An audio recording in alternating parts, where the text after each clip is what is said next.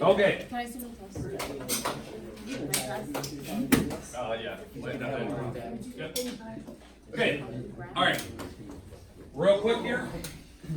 What we're talking about is purchasing a car and looking at all the different numbers that are involved here.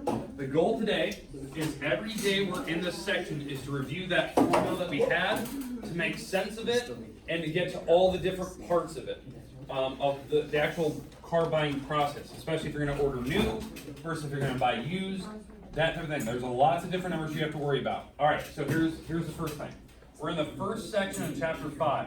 I've already warned you, as of yesterday, because I know yesterday we reviewed our test, this chapter is insanely short. Every other section of the book is usually about 10 sections. This section only has 5. We'll probably be looking at a test, not next week, but possibly the week after. That it's just short, like it's just short turnaround. You got to be ready to go for this next test. It's not going to take us 3 weeks to get through it.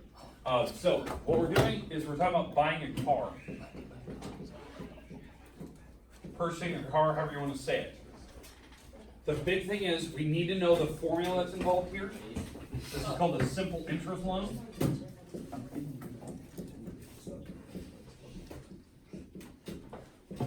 All right, simple interest loans. Here's the formula you're going to want to write down. Oops. The amount equals P times R times T. This formula is the formula that we had wrote down yesterday. I want to review it one more time just to make sure that you kind of know it. We'll go through the examples of how to calculate certain things with this. This is not going to include your taxes or anything like that. We can look at that later. We can add that in. That's going to be the later parts. The goal today is to look at what the formula is, do a practice problem or two with it. But then the second part of today is to look at options. They call these optional extras. This is something that you need to be fully aware of when you're purchasing a car. And it's one of those tricky little things that when you get into this option, when you're going to actually purchase a car, and we'll get to it later, this part can cost you a lot of money, and it may not make a difference on what you actually order, which is, I'll explain that concept. I know that's just a very confusing sentence. This will cost you a lot of money, but you may not see any benefit from it. So we'll talk about that today. All right, let's talk about the simple interest loan though. Let's say you're going to go out and you're going to buy your first car. I'm going to use my example of my first car I bought when I was a freshman in high school. Okay? All right, so I went out and bought, at the time, it was back in, what year was that, 97? 97, 98, 99, 2000. Yeah, like 1997, 96 time frame. Yeah, it dates me. I was a freshman in high school. I went out and bought a Chevy SS pickup. Super Sport. Yep. It was a little S10 looking thing. 45? What? 445 was it? Or 454? No, these are the small. These are the S10s. It wasn't the big like Silverados, right? I was a freshman. I wasn't going out my wells. So this had the little turbocharged V6s and Vortec V6s. You could actually tune them so they can get way more horsepower out of it. So, all right, this went out and bought. The actual price of the car that I was buying at the time was $5,300. Okay, I thought that was a pretty good deal at the time. It was. It didn't have too many miles. I think it had 40,000 miles on it, so it was considered newer, but it was used. Okay, I got it for a pretty good deal from somebody that needed to get rid of it. All right. So here's how it works. I was a freshman in high school. Had no money to put down payment because I was just getting a job that freshman year. My parents told me I had to go get a job to buy this car. The car I had before this. It was the hand-me-down from my sister. It was the only hand-me-down I got from my sister, and it didn't have reverse, so the transmission went out on it. It didn't have reverse when I first had it. Put it in a snowbank at the school, and I couldn't back out of it. And the stuff Cash thought it was funny at the Ventura schools put snow on it, and I could never get it out. He didn't know it didn't have reverse, so it stayed there all winter. So when I got back to that car, it didn't even run. Like it was dead. So when basically threw it to the junkyard, whatever I got, I took and I went out and bought this pickup. I had no money down because I got nothing for that car because it didn't even have a transmission in it. So here's the idea. To figure out what my rate was when I was a freshman in high school, You take the money you're putting down on the car times my interest rate. My interest rate at the time, looking back, wasn't bad. This was 1997, long time ago. The interest rates weren't too bad. I got a 3.2% interest. Yes, I remember that because my parents said that was pretty darn good. They were kind of jealous of that. So I got a 3.2 interest, and I went for 4 years. 4-year term. I wanted it paid off by my senior year. So that's where I went. Okay? All right. So now, how to calculate what this number is. What this formula is giving me, because that's what you're seeing here. In fact, I used the wrong label. That should be an A. All right. What this formula is going to give you, it will give me the amount of interest. It'll give me the amount of interest extra paid to the bank in the long run. So, this number, it will seem small, but we have to add this to the price of the truck that I bought. So, we're going to take $5,300. So this is $5,300. You're going to take it times 0.032, because remember, that's a percent. You have to move the decimal. A lot of people forget that. You have to move, if it's a percent, you have to move it over 2 spots. And we take it times 4, because that's the number of years I borrowed for. Say it again? 6,784. Yeah. Wait, this don't have. $678.40. So, all right, now that's my extra. So $600 extra to pay the bank to get this truck now, my freshman year, and then I added that to the truck. So this is $5,300 truck. I'm adding in the $678.40 because that's the interest that I'm paying for that car. And the idea is that it's going to be $59.78.40, and I'm going to pay that over 4 years. So that's the total I paid for my truck over 4 years. To figure out what my monthly payment was, I divide that by what 4 years are in months. It's 48 months, by the way. You could divide by 4, divide by 12. That's another way to do it. But I'm going to divide by 48. And I'm not joking. This was exactly the amount of money that I paid for my truck. There it is. It was $124 a month for 4 years. Now, how I figured that number out, I divided this number by how many months I took the loan out for. Divide by 4, divide by 12. Okay? I multiplied it. Divided by Yep, you gotta divide. $10. So, it cost me $124. Now, again, that was freshman year of high school. I was working 30 hours a week at a movie store. I was in 3 sports at the time doing it. It was stupid. I was gone all the time. I was never home. Now, that idea. That $124 for some high school students, it's not a lot of money. It's really not. Maybe your parents can loan me that. My parents told me no. I had to pay my own insurance, pay my gas, everything. I didn't have a cell phone at the time, 97. Cell phones were stupidly expensive. You guys are lucky. They're still expensive, but it was stupid to get like a little flip phone that couldn't even text. It was crazy expensive for cell phones at the time. And the idea was like, that was a lot of money to me at the time, because I as of this moment in like high school, I didn't have a job yet. I went out and got a job, and I had to start paying this car off instantly. So I knew at the end of the month that $124 was due, so I had to get a job, and so I started working. But I had a car. That was my car. My name is on the title. And that to me was more important than, worrying about saving up money and buying a car later. I wanted it for 4 years, so it didn't appreciate. I wanted to make sure that I could have it paid off before I went to college, because I knew I was going to have to take out loans for college, and that would affect my loans if I had more loans on top of it. So I made sure it was paid off beforehand. Okay. Yeah, it was. That was just the math that I did. I didn't know that math at the time. I was in high school. I was a freshman taking geometry, I think, at the time. I didn't know how to do that. I wish I did, because I would have tried to put more down payment down to affect the price.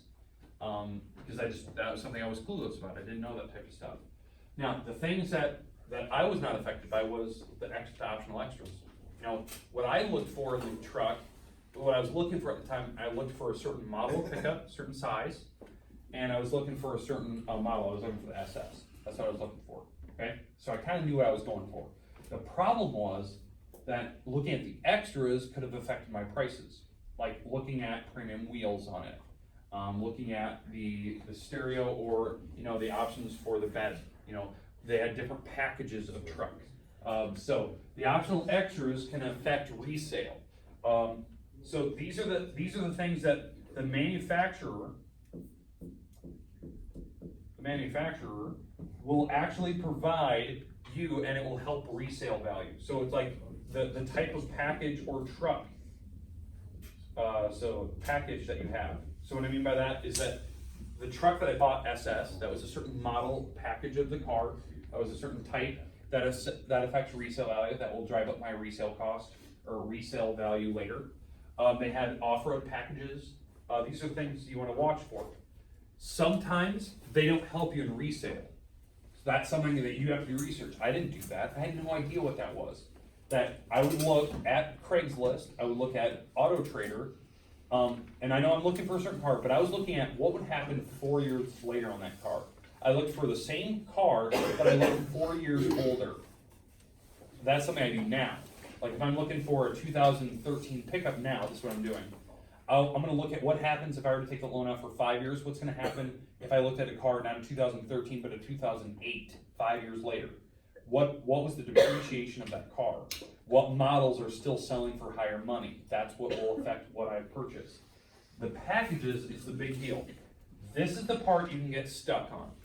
If you're, now this is an extreme case. If you were looking at a Porsche, like a very nice Porsche, they have lots of different types of Porsches. It's very confusing on their website because there's like 74 different types of model or of 911s. You find the one that you like. Not even the color, you just like the model. You like the options that it has. If you're buying new, this is how you can get stuck by a manufacturer. Porsche, I'm not joking, you need to be a rocket scientist to be able to purchase a Porsche on their website. Because the packages they offer, like it's a 911 with a turbo, and it has the all-weather package, and it has the carbon interior package. You're clicking all these options, like I want carbon fiber, I want these types of seats, I want this. The price is adding up very quickly. It's like thousands of dollars every time you click another option. But what the manufacturer doesn't tell you is that when you click a certain option, some of the things you're clicking later are already added, but they didn't tell you that. So when you click the carbon package, it already gave you nice seats. You didn't have to click it later. And you clicked it later, so they double charged you for the seat. They know they're doing that on purpose. They can get more money out of you for the same option. Other companies that do this, heating and ventilation companies, like HVAC companies, when they sell you a heater or air conditioner, the prices are already added together. So when you're like, I need a heater, and they'll ask you, do you want an air conditioning unit too? That price has already been added.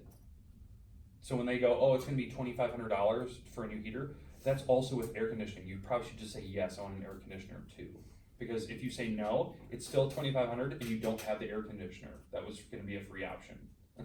So they do this. Car companies do this all the time. I'm not joking. When I said earlier you need to be a rocket scientist, you seriously need a diploma to read through a Porsche option list, because every option you click will already add options later, and they have it in the list, but it's not check marked, but it's on the list that will be added to the car automatically.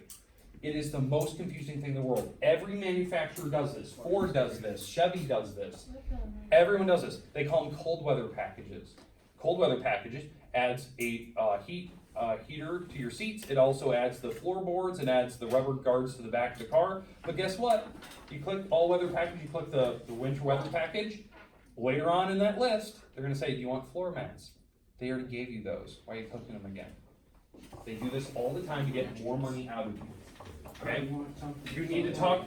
The best, I'm not even joking, the best way to purchase a car is to go into the manufacturer, like go to a dealer, have them spec it, and then tell them like the things you don't need, and they'll tell you which options you need to uncheck so you can get rid of just those things. Because maybe you don't need the cold weather package, you just want to add the floor mat separately. It might save you a couple $100. That's not a bad idea. It's one of those things, like I know this is silly, but it's the way that these companies work so that they can get the most money out of you. Okay? Optional extras. Now, here's the thing that I was warning you of earlier. Let's say you did all these clicks. You went to your truck or your car, You checked off all these boxes of things you wanted to add. You wanted to add, all weather floor mats. You wanted to add the heaters to your seats. You want to add the higher entertainment system that doesn't affect your resale value on your car. All those options you tick, tick, tick, tick, tick, tick. You check them all off. Cost you thousands of dollars extras. It won't help you in reselling that car later.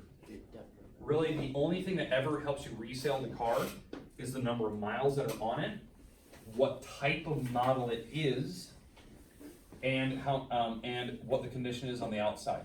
The options in the inside do not even affect the price of the resale value at all. Nothing. Like the upgraded premium sound system doesn't give you extra money when you resell it. It might be really nice to a kid that's buying it, but it will not help you sell if you want to go trade it into a dealer. All they look for is the mileage and is that car in nice condition or does it have rust already. Those are things you need to look at. There's a science to buying a car. You need to look at depreciation. You need to look at how much you're paying, how many months you're borrowing money for.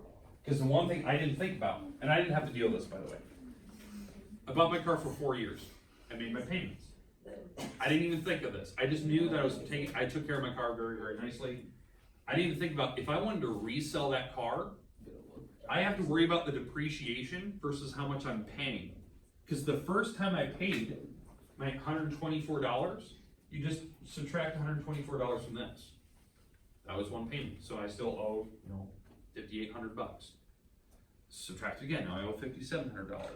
And I owe $56. I never even thought if I got in a car wreck, how much do I still owe on a car? Because the insurance companies you have will only pay you what that car's worth, not what you owe. That's a scary thing to think about. Because maybe 2 years down the road, if you took out a loan for 6 years, you may have only paid $1,000 off of the car, but it's not even worth close to what you paid off on it. So say it was a $5,300 car and you paid $1,000 after 2 years of payments. They may only give you $2,000 for the truck or the car.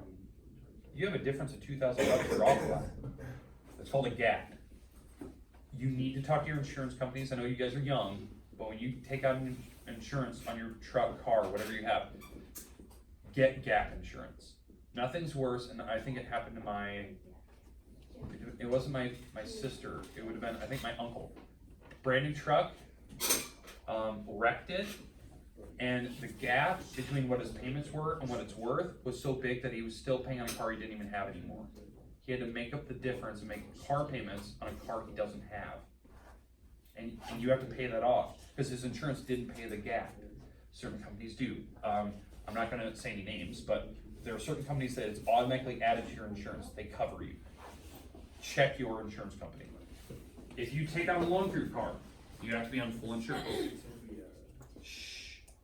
No liability insurance. Liability is if somebody hits you, it's their fault, they pay you. Liability is if you cause the wreck, you're paying it yourself, kind of a thing. So be careful in that. You have to have full coverage so that your insurance companies can battle it out. Insurance companies are the worst companies to deal with when you need money and you need to get a new car. Because they have to figure out fault, they have to pay out checks, everything. It's tough. Okay?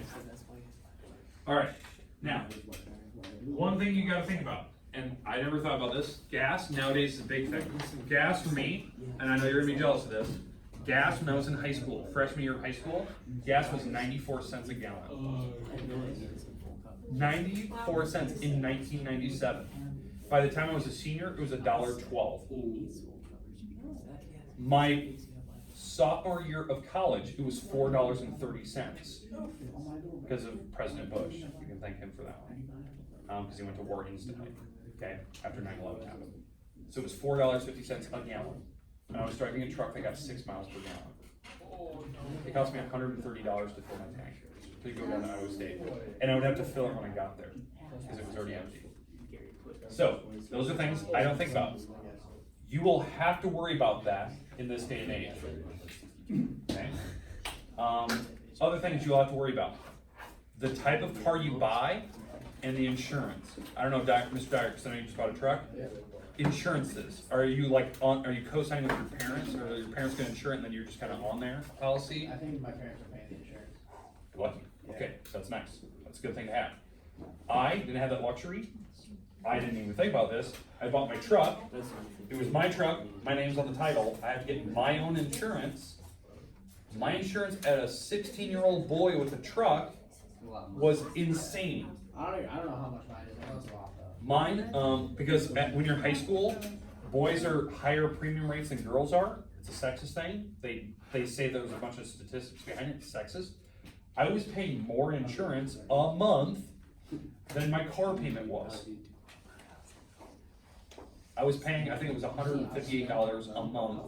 So it was about $600 for insurance for 6 months. If I got in a wreck, that doubles instantly. So, okay, I'll give you this example. I taught at Ventura for 7 years before transferring over here to Garner. In the 7 years at Ventura, there was one student in particular got multiple speeding tickets in their car. It was a male. He was already in high-risk insurance. Who's that? I'm not gonna say the name. I can tell you later. Would I know him? Yeah. Got high-risk insurance because he had so many speeding tickets in his time, because that was different. Nowadays, if you have a speeding ticket, you lose your license now. He got 3 speeding tickets back to back to back in a car, and he was going very, very quickly in, like way over the speed limit. I'm surprised that he yanked his license instantly. His insurance for 6 months cost more than his car was worth.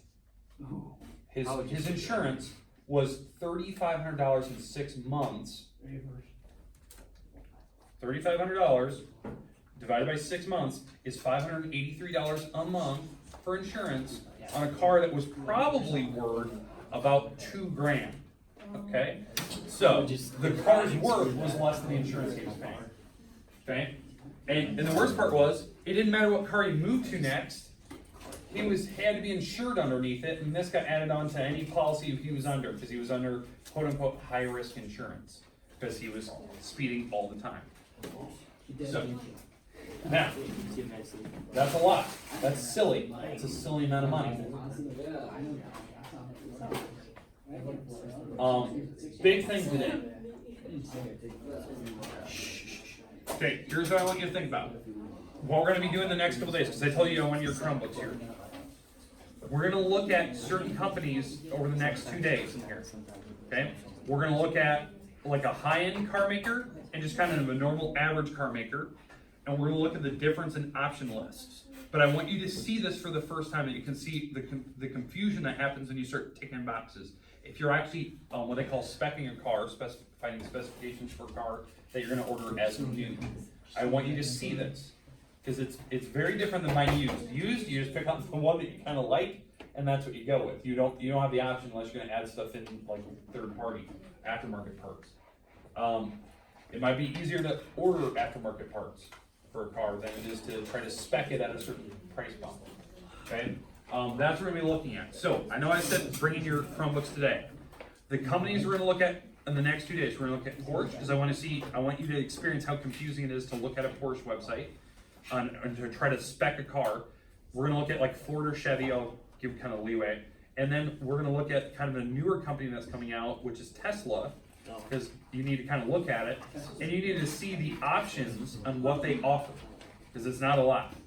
They give you like 2 options. That's it. And I want you to see like the difference in ranges. Where should a Tesla? I want one. They're cool. So, the thing that really changed my mind about a Tesla was that the Model 3, the little car that just came out, got the best crash test rating of any car in history. It was like, it said like no matter the type of wreck, head on, corner, side impact, the passengers would be fine in that type of a wreck. Because the engine itself, there isn't an engine in the front, right? It's all batteries underneath the seats. That it doesn't matter where it's impacted, the car will still drive, and the safety zone between where the person sits and the doors, there's so much space that you'll never be touched. What about if you're going like 85 on the freeway? They did it for wrecks that were straight on collisions and whatnot at 55, and the passenger was fine. The front end crumbled a little bit and it never even reached the steering wheel. It's kinda like gas cars. Yeah, it's insane the So I feel level. like, would you use that model three or would you? I want a Model 3. But the prices right now is you can't order a Model 3 in the lowest price bracket that they offer. They're only making the higher end specs where you can only offer 50 grand or higher. After I think they said like there's a 3-year process, then they'll get down to the car where it's 35 grand. Where that's the starting model. That's what I want. I like the X's. They're also like starting at like 60, I think. Yeah. Yeah, The X's are cool, I mean, I like the, yeah, the gold wing doors, yeah, those are cool. but I just don't like the, Or- I like the S's. So they're pretty much just designing those like race cars. Yeah, they are because there's no engine, so it's all cushion.